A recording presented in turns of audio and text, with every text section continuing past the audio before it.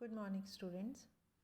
BSc part 2 organic chemistry में हम alkenes के बारे में पढ़ रहे थे। एल्कीन्स के विरचन की विधियाँ लास्ट लेक्चर में हमने स्टार्ट किया था, मेथड्स ऑफ प्रिपरेशन।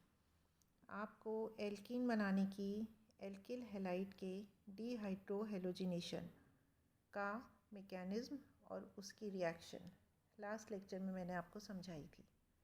आज हम एल्कीन्स बनाने की एक और मेथड पढ़ेंगे, वो है एल्कोहल्स के डिहाइड्रेशन से, bye dehydration of alcohols, alcohol के निर्जलीकरण द्वारा। पहले डिहाइड्रेशन का अर्थ हम समझें। लास्ट लेक्चर में भी मैंने आपको समझाया था। डी का मतलब होता है रिमूव करना, निकाल देना, हटा देना, और हाइड्रेशन वाटर। तो डिहाइड्रेशन का मतलब हुआ किसी मॉलिक्यूल में से, किसी कंपाउंड में से वाटर के मॉलिक्यूल का बाहर निकल जाना। Removal of water from alcohol is dehydration of alcohol. ये dehydration of alcohol acid catalysed reaction है, अम्ल उत्प्रेरित अभिक्रिया है। एलिमिनेशन रिएक्शन है, विलोपन अभिक्रिया है। जो रिएजेंट हम यूज़ करते हैं डिहाइड्रेशन के लिए वो है concentrated acid. Usually concentrated H2SO4 इसके लिए यूज़ किया जाता है। तो एल्कोहल्स का रिएक्शन जब कॉन्सनट्रेटेड H2SO4 के साथ किया जाता है, पानी का एक मॉलिक्यूल बाहर निकल जाता है और एल्कीन्स का निर्माण होता है। ये रिएक्शन देखिए किस तरह से होता है। ये है एल्कोहल। दो एडजेसेंट कार्बन एटम से, जो बिल्कुल समीपवर्ती कार्बन के परमाणु हैं, उनसे एक से OH निकलता है। OH अपने OH माइनस लेके बाहर निकल जाता है, और ये वाला पास वाला जो हाइड्रोजन है वो अपने इलेक्ट्रॉन्स कार्बन और कार्बन के बीच में दे देता है, और H2O के फॉर्म में ये बाहर निकल जाते हैं और एल्कीन बन जाता है। इसकी क्रियाविधि मैकेनिज़्म के बारे में बात करें तो ये लास्ट लेक्चर में मैंने आपको 1-2 एलिमिनेशन विलोपन, 1-2 विलोपन या अल्फ़ा बीटा विलोपन के बारे में बताया था। 1-2 विलोपन का मतलब वही है, दो एडजेसेंट कार्बन के ऊपर से समूहों का बाहर निकल जाना, हट जाना। और अल्फ़ा बीटा एलिमिनेशन का भी यही अर्थ है। अल्फ़ा का मतलब जिस कार्बन के ऊपर OH है वो अल्फ़ा, इससे जुड़ा हुआ कार्बन बीटा। तो OH निकला अल्फ़ा कार्बन से, H निकला बीटा कार्बन से, इसलिए हम इसको अल्फ़ा बीटा विलोपन, अल्फ़ा बीटा एलिमिनेशन कहते हैं। ये जो एलिमिनेशन होता है, विलोपन होता है, ये सेट-जेफ रूल के अकॉर्डिंग होता है। लास्ट लेक्चर में आपको सेट-जेफ रूल भी बताया था। अभी हम इसके बारे में डिटेल में और आगे बात करेंगे। अभिक्रिया E1 मैकेनिज्म होता है।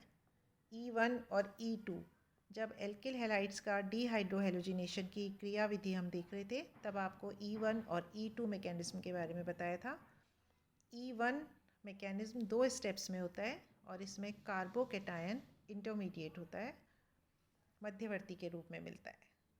इस रिएक्शन का जो सबस्ट्रेट है वो प्रोटोनेटेड एल्केनॉल होता है। प्रोटोनेटेड एल्केनॉल का मतलब OH ग्रुप में एक H+ का और जुड़ जाना, तो H2O+ हो गया वो। ऐसा हम किस लिए करते हैं, आपने देखा यहाँ पे कि अम्ल से उत्प्रेरित अभिक्रिया है, ये एसिड कैटेलाइज्ड रिएक्शन है। बाहर निकलने वाला ग्रुप यहाँ आपको दिख रहा था OH है। OH एक बहुत अच्छा लीविंग ग्रुप नहीं है। OH यहाँ हम बाहर निकाल रहे हैं, ये एक बहुत अच्छा लीविंग ग्रुप नहीं है, बाहर निकलने वाला ग्रुप नहीं है। लेकिन जब ये प्रोटोनेटेड हो जाता है, प्रोटोनेटेड मतलब इसमें एक H+ आयन और जुड़ जाता है, तो ये हो जाता है OH2+। जब ये प्रोटोनेटेड हो जाता है तो ये एक अच्छा लीविंग ग्रुप बन जाता है, अच्छा बाहर निकलने वाला ग्रुप बन जाता है। इसलिए हम इस रिएक्शन को एसिड कैटलिस्ट के प्रेजेंस में करते हैं। रिएक्शन देखिए, अभी ये पहले भी आपको बताया था। ये है इथेनॉल, ये अल्फ़ा कार्बन है, ये बीटा कार्बन है। अल्फ़ा कार्बन से OH में निकल रहा है, बीटा कार्बन से एक H+ निकल रहा है, वाटर के फॉर्म में ये बाहर निकल गए और हमें प्रोडक्ट मिला इथीन। एक और रिएक्शन देखिए, यहाँ हम रिएक्शन करते हैं 2 ब्यूटेनॉल का। इसको आप ध्यान से देखिए, ये है 2 ब्यूटेनॉल, 1 2, सेकेंड पोजीशन पे OH है, 3 4 4 कार्बन है। ये वाला कार्बन है अल्फ़ा कार्बन, यहाँ पे 2 बीटा कार्बन हैं, एक ये भी बीटा कार्बन है और ये वाला भी बीटा कार्बन है। तो एक ये OH तो अल्फ़ा कार्बन से निकलेगा, जो H+ है वो इस बीटा कार्बन से भी निकल सकता है और इस बीटा कार्बन से भी निकल सकता है। तो यहाँ 2 तरह के ब्यूटीन बनने की संभावना है। एसिड के प्रेजेंस में ही हम रिएक्शन कर रहे हैं, 2 तरह की ब्यूटीन बन सकती है। अगर ये वाला यहाँ से H निकलता है तो ये 1 ब्यूटीन बनेगी, और अगर इस वाले बीटा कार्बन से हाइड्रोजन बाहर निकलता है तो 2 ब्यूटीन बनेगी।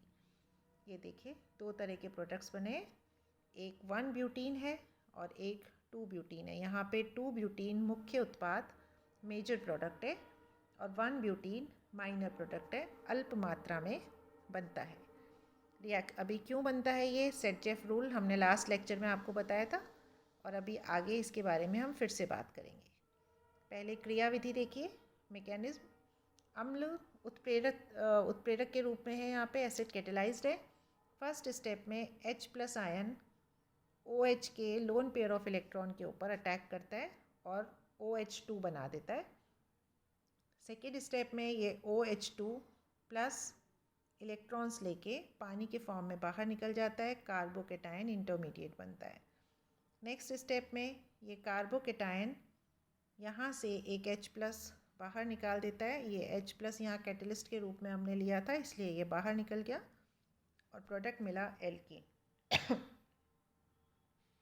ये E1 मैकेनिज्म हम इसको कह सकते हैं, क्योंकि E1 मैकेनिज्म में कार्बोकेटायन बनता है।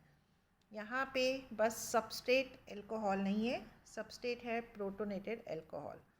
प्रोटोनेटेड अल्कोहल से कार्बोकेटायन बना और नेक्स्ट स्टेप में कार्बोकेटायन ने एक H+ निकाल के एल्कीन बना दिया। ये जो रिएक्शन है ये एक रिवर्सिबल रिएक्शन है, उत्क्रमणीय अभिक्रिया है। लेकिन यहाँ पे अभिक्रिया का, इस रिएक्शन का जो मेन प्रोडक्ट है वो है एल्कीन।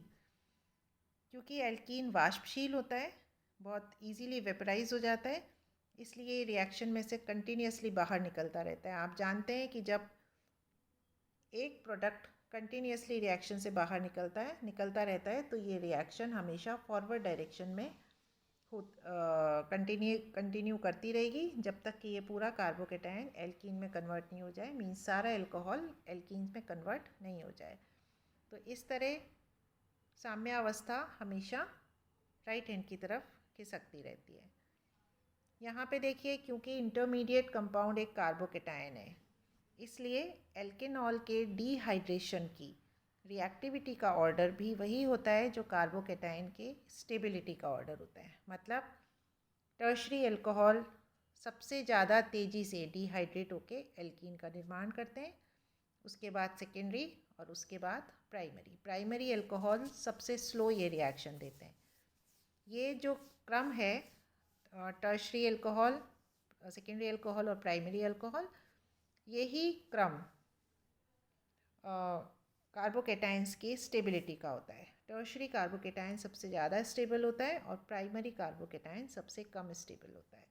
तो इस तरह ये अल्कोहल के रिएक्टिविटी ऑर्डर है डिहाइड्रेशन रिएक्शन के लिए। नेक्स्ट हम पढ़ेंगे, एक बहुत इम्पॉर्टेंट टॉपिक है, वो है अल्कोहल्स के निर्जलीकरण में क्षेत्र की वर्णनात्मकता, रीजियो सिलेक्टिविटी इन अल्कोहल डिहाइड्रेशन। वर्णनात्मकता का अर्थ है कि यदि अल्कोहल 2 तरीके से रिएक्शन कर सकता हो, 2 तरह के प्रोडक्ट बना सकता हो, तो वो कौन सा प्रोडक्ट ज़्यादा क्वांटिटी में बनाएगा। एग्जाम्पल देखिए, यहाँ हमने 2 एग्जाम्पल लिए हैं। ये देखिए, ये एक अल्कोहल है प्रोपेनॉल, ये अल्फ़ा कार्बन है, ये इसका बीटा कार्बन है। क्योंकि यहाँ पे सिर्फ एक ही बीटा कार्बन है, इसलिए यहीं से H निकलेगा और यहाँ से OH, और हमको प्रोपीन प्रोडक्ट मिलेगा। ये देखिए, सेकेंड एग्जाम्पल है 2 प्रोपेनॉल। 2 प्रोपेनॉल में ये अल्फ़ा कार्बन है, 2 तरह के बीटा हाइड्रोजन्स हैं यहाँ पे, ये भी बीटा है, ये भी बीटा है, पर ये दोनों समान है, सिमेट्रिकल है। ये CH3 और ये CH3 दोनों सिमेट्रिकल है, इसलिए ये वाले बीटा हाइड्रोजन्स और इधर वाले बीटा हाइड्रोजन्स ये भी दोनों सेम है। अगर हाइड्रोजन यहाँ से निकले तो भी यही प्रोडक्ट बनेगा, और अगर हाइड्रोजन यहाँ से निकले तो भी यही प्रोडक्ट बनेगा। तो यहाँ एक ही तरह के बीटा हाइड्रोजन्स हैं, तो एक ही तरह का एल्कीन बनने की संभावना होती है। लेकिन ऐसे कंपाउंड्स जहाँ पे दो तरह के बीटा हाइड्रोजन मौजूद हों, प्रेजेंट हों, तब कौन सा बीटा हाइड्रोजन बाहर निकल के एल्कीन बनाएगा, ये सेटजेफ के नियम से डायरेक्ट होती है। ये वाली चीज़ सेटजेफ का नियम आपको पिछले लेक्चर में भी मैंने बताया था, अभी हम फिर से उसके बारे में बात करेंगे। यहाँ पहले 2-ब्यूटेनॉल देखिए, ये एग्जाम्पल अभी थोड़ी देर पहले भी हमने पढ़ा था। ये अल्फ़ा कार्बन है, ये बीटा 1 और ये बीटा 2, दोनों बीटा कार्बन है। इसको हमने 1 नाम दे दिया, इसको हमने 2 नाम दे दिया। अगर बीटा 1 से हाइड्रोजन बाहर निकलता है तो प्रोडक्ट बनता है 2-ब्यूटीन, और अगर बीटा 2 से हाइड्रोजन बाहर निकलता है, ये बीटा 2 से, तो प्रोडक्ट बनता है 1-ब्यूटीन। 2-ब्यूटीन बना 81% और 1-ब्यूटीन बना सिर्फ 19%, तो मेजर प्रोडक्ट हुआ 2-ब्यूटीन। ये चीज़ डायरेक्ट होती है सेटजेफ रूल से। सेटजेफ रूल क्या कहता है? सेटजेफ रूल के अकॉर्डिंग यदि किसी एलिमिनेशन रिएक्शन में दो तरह की एल्कीन्स बनने की प्रोबेबिलिटी हो, संभावना हो, तो बहुशाखित ऐसी एल्कीन जो ज़्यादा ब्रांच्ड है वो ज़्यादा अमाउंट में बनेगी, और जो लेस ब्रांच्ड है, कम शाखित है, वो एल्कीन कम मात्रा में बनती है। हम इसको इस तरह से समझा सकते हैं कि डिहाइड्रेशन रिएक्शन में मेन प्रोडक्ट जो बनेगा वो एल्कीन होगी जिसमें डबल बॉन्ड वाले कार्बन एटम से ज़्यादा संख्या में एल्किल ग्रुप जुड़े हुए हों। एग्जाम्पल देखिए, ये है 1-ब्यूटीन, 1 2 3 4, ये है 1-ब्यूटीन। इस 1-ब्यूटीन में आप देखिए फर्स्ट और सेकंड कार्बन से डबल बॉन्ड, फर्स्ट और सेकंड कार्बन डबल बॉन्ड से जुड़े हुए हैं। फर्स्ट कार्बन की बाकी की 2 वैलेंसीज हाइड्रोजन से जुड़ी हुई हैं, सेकंड कार्बन की एक वैलेंसी हाइड्रोजन से और एक इथाइल ग्रुप से जुड़ी हुई है। तो यहाँ सिर्फ एक ही प्रतिस्थापी एल्काइल ग्रुप है और वो है इथाइल ग्रुप। अब आप 2-ब्यूटीन के बारे में हम बात करें। ये दोनों कार्बन है जो डबल बॉन्ड से जुड़े हुए हैं। इस फर्स्ट कार्बन से एक मिथाइल ग्रुप जुड़ा है और दूसरे कार्बन से भी एक मिथाइल ग्रुप जुड़ा है। तो यहाँ पे 2 एल्काइल ग्रुप उन कार्बन से जुड़े हैं जो खुद डबल बॉन्ड से जुड़े हुए हैं, इसलिए 2-ब्यूटीन ज़्यादा शाखित है, मोर ब्रांच्ड है 1-ब्यूटीन के कंपैरिजन में। तो सेटजेफ रूल ये कहता है कि अगर दो तरह की एल्कीन बनने की प्रोबेबिलिटी हो, संभावना हो, तो वो एल्कीन ज़्यादा संख्या, ज़्यादा अमाउंट में बनेगी जो ज़्यादा शाखित हो, जो ज़्यादा ब्रांच्ड हो।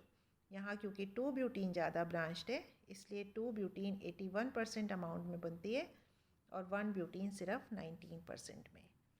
ये है सेटजेफ रूल, और सेटजेफ रूल ही डायरेक्ट करता है डिहाइड्रेशन ऑफ एल्कोहल को जब दो तरह की एल्कीन्स बनने की प्रोबेबिलिटी होती है। नेक्स्ट लेक्चर हमारा होगा, उसमें हम हॉफमैन एलिमिनेशन के बारे में आपको बताएंगे। एक बहुत इंपॉर्टेंट टॉपिक है जिस पे शॉर्ट नोट पूछा जाता है, और साथ ही एल्काइंस के हाइड्रोजिनेशन से किस तरीके से एल्कीन्स बन सकती है, और उसके एल्कीन बनाने के और भी मेथड्स के बारे में हम जानेंगे। Thank you.